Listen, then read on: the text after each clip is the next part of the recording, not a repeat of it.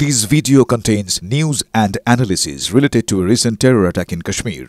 The content may include sensitive visuals and discussions that could be distressing to some viewers.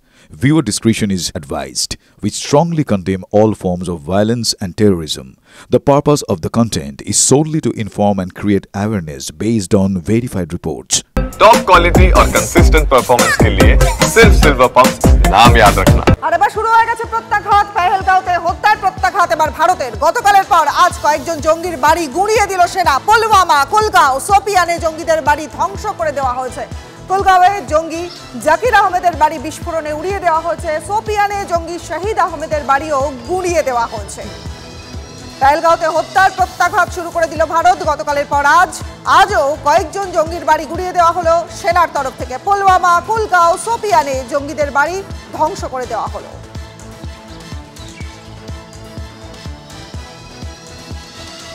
আর গতকাল পেহেলগাঁওয়ে হামলায় জড়িত সন্দেহে দুই জঙ্গির বাড়ি ওড়ায় সেনা।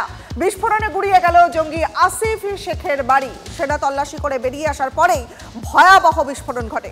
আসিফ ছাড়াও দক্ষিণ কাশ্মীরের বিজবেহরার ওড়ানো হয় লস্কর জঙ্গি আদিল ঠোকারের বাড়িও। বৈশাখে পর্যটকদের উপরে হামলায় জড়িত লস্কর জঙ্গি আদিল। ছবি দেখছেন এই মুহূর্তে। গতকাল পেহেলগাঁওয়ে হামলায় জড়িত সন্দেহে দুই জঙ্গির বাড়ি ওড়ায় সেনা। বিস্ফোরণে গুঁড়িয়ে গেল জঙ্গি আসিফ শেখের বাড়ি। সেনা তল্লাশি করে বেরিয়ে আসার পরেই ঘটে ভয়াবহ বিস্ফোরণ। আসিফ ছাড়াও দক্ষিণ কাশ্মীরের বিজবেহরার ওড়ানো হয় লস্করি জঙ্গি আদিল ঠোকারের বাড়িও।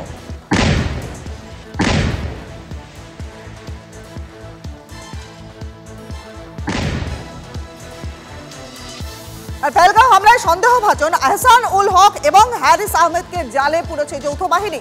দুই জঙ্গির কাছ থেকেই উদ্ধার করা হয়েছে অস্ত্র এবং বিস্ফোরক। সেনা সূত্রের খবর পাওয়া যাচ্ছে যে গত 2 বছর ধরে এই লস্করি তৈবার হয়ে কাজ করেছে হ্যারিস। 2018 সালে পাকিস্তানের জঙ্গি প্রশিক্ষণ নেয় আহসান। সম্প্রতি উপত্যকায় ফিরে জঙ্গি কার্যকলাপ শুরু করে ধৃত জঙ্গি।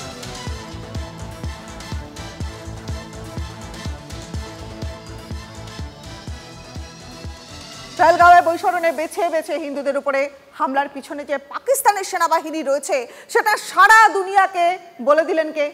একজন অবসরপ্রাপ্ত পাক সেনাকর্তা আদিল রাজা। আদিল রাজা তিনি বলেছেন যে পাকিস্তানের সেনাপ্রধান আসিম মুনিরের নির্দেশেই নাকি আইএসআই পেহেলগাঁও হামলার নকশা তৈরি করে। বিস্ফোরক report.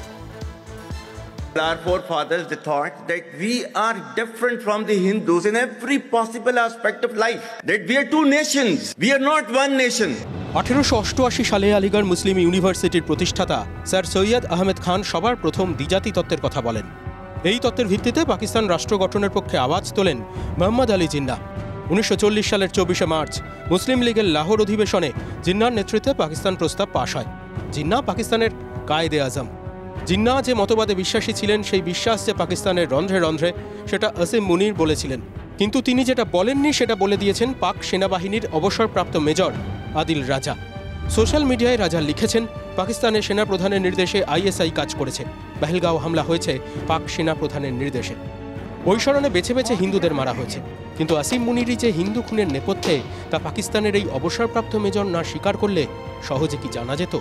Bureau report, TV9 Bangla. ঘরে বাইরে চাপে রয়েছে পাকিস্তান। দেশেই এবার পাকিস্তানের বিরোধিতা। বালুচিস্তানে পাকিস্তান বিরোধী বিক্ষোভ। ঘরে বাইরে চাপে পড়েছে পাকিস্তান। দেশের মধ্যেই এবার পাকিস্তানের বিরোধিতা। আরো বিস্তারিত জানবো আমাদের সহকর্মী রক্তিম রয়েছেন আমাদের সঙ্গে। রক্তিম, দেখো, বালুচিস্তানে ইতিমধ্যে কিন্তু পাকিস্তান বিরোধিতা শুরু হয়ে গিয়েছে এবং সেই ভিডিও কিন্তু প্রকাশ্যে আসছে।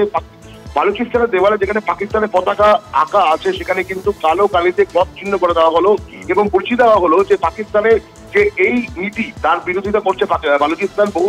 বহু যুগ ধরেই কিন্তু বালুচিস্তানের সঙ্গে বালুচিস্তান প্রদেশের কিন্তু একটা পাকিস্তানের বিরোধিতা রয়েছে। তার পরিপ্রেক্ষিতে এখন যে পরিস্থিতি রয়েছে তৈরি হয়েছে তাতে পাক নীতির বিরুদ্ধে কিন্তু বালুচিস্তান আবার গর্জে উঠলো। বেশ, অনেক ধন্যবাদ রক্তিম। ঘরে বাইরে চাপে পড়লো পাকিস্তান। দেশের মধ্যেই এবার পাকিস্তানের বিরোধিতা। ছবি দেখছেন এই মুহূর্তে। ঘরের মধ্যেই পাকিস্তান বিরোধিতার ছবি এই মুহূর্তে। বালুচিস্তানে পাকিস্তান বিরোধী বিক্ষোভ। ঘরের মধ্যে প্রবল চাপে পাকিস্তান। এবার প্রবল চাপে পড়তে চলেছে পাকিস্তান, কারণ দেশের ভেতরে বাইরে প্রবল চাপ তৈরি হচ্ছে পাকিস্তানের উপর। আর পেহেলগাঁওয়ে এই জঙ্গি হামলা, সেই হামলার দায় এড়ানোর নির্লজ্জ চেষ্টা পাক উপপ্রধানমন্ত্রী তথা বিদেশ মন্ত্রীর। হামলাকারী জঙ্গিদের স্বাধীনতা সংগ্রামীর সঙ্গে তুলনা মোহাম্মদ ইসাক দায়েরের। সেই সঙ্গে তার দাবি যে পেহেলগাঁওয়ের ঘটনায় পাকিস্তানের কোনো যোগ নেই। যদি ভারতের হাতে পাক যোগের কোনো প্রমাণ থাকে তা বিশ্বের সামনে তুলে ধরুন। আর একবার জানিয়ে দেই, পেহেলগাঁওয়ে জঙ্গি হামলার দায় এড়ানোর নির্লজ্জ চেষ্টা পাক উপপ্রধানমন্ত্রী তথা বিদেশমন্ত্রীর। হামলাকারী জঙ্গিদের স্বাধীনতা সংগ্রামীর সঙ্গে তুলনা করলেন মোহাম্মদ ইসাক দায়ের। वो हमें शुक्रगुजार होना चाहिए कि ये तो फ्रीडम फाइटर्स भी हो सकते हैं, वी डोंट नो कि कौन है। तो हमने कोई किसी किस्म की बिल्कुल ऑनेस्टी के साथ स्टेटमेंट दी थी, लेकिन मैं समझता हूं कि उन्होंने अपनी फेलियर को और अपनी सियासत को जो इंटरनल है और अपने जाती अजाइम जो उनके अंदरूनी है उसका हवाला करते हुए एक दफा फिर ये जो इनडायरेक्टली पाकिस्तान की तरफ ये मामले को उसकी तरफ इशारा करने की कोशिश की है। আরো একটা গুরুত্বপূর্ণ খবর, গভীর রাতে রহস্যজনক রেডিও সংকেত। খুলনা যশোরে বসে সন্দেহজনক কথাবার্তা খবর পেয়ে সক্রিয় কেন্দ্রীয় স্বরাষ্ট্র মন্ত্রক। দক্ষিণবঙ্গে আপাতত অকেজ করে দেওয়া হয়েছে হ্যাম নেটওয়ার্কের রিপিটার। রহস্যজনক রেডিও সংকেত, হ্যাম রেডিওর ফ্রিকোয়েন্সিতে বিদেশি হানা। পেহেলগাঁও হামলার ঘটনা ঘটেছে মঙ্গলবার। এই আবহে ভারতের পূর্ব সীমান্তে হ্যাম রেডিও তরঙ্গে ধরা পড়া রহস্যজনক কণ্ঠ, সাংকেতিক বার্তালাপ এবং উর্দু আলাপচারিতা সংশয় তৈরি করেছে। চোরাপথে ভারতীয় হ্যাম রেডিও পরিকাঠামো ব্যবহার করা হচ্ছিল বলে অভিযোগ। রেডিও চালকের দাবি, বাংলাদেশের ভূখণ্ডই ওই রহস্যময় রেডিওর সংকেতের উৎসস্থল। যেখানে ফোন বা ইন্টারনেট কাজ করে না, তেমন দুর্গম জায়গায় হ্যাম রেডিওর মাধ্যমে যোগাযোগ স্থাপন এবং কথোপকথন সম্ভব। দুর্যোগ বা বড় দুর্ঘটনায় যোগাযোগের সব মাধ্যম ভেঙে পড়লে হ্যাম রেডিও সহায়। কিন্তু বিপদে পরিত্রাতা যে নেটওয়ার্ক, তাকে কাজে লাগিয়ে বিপদ ঘটানোর চেষ্টা হচ্ছে বলে আশঙ্কা। বিভিন্ন রকমের বার্তা বিনিময় করছে, কোথায় জিনিসপত্র রাখছে, কে কখন আসবে, কার কোথায় গতিবিধি, এ সমস্ত বলছে।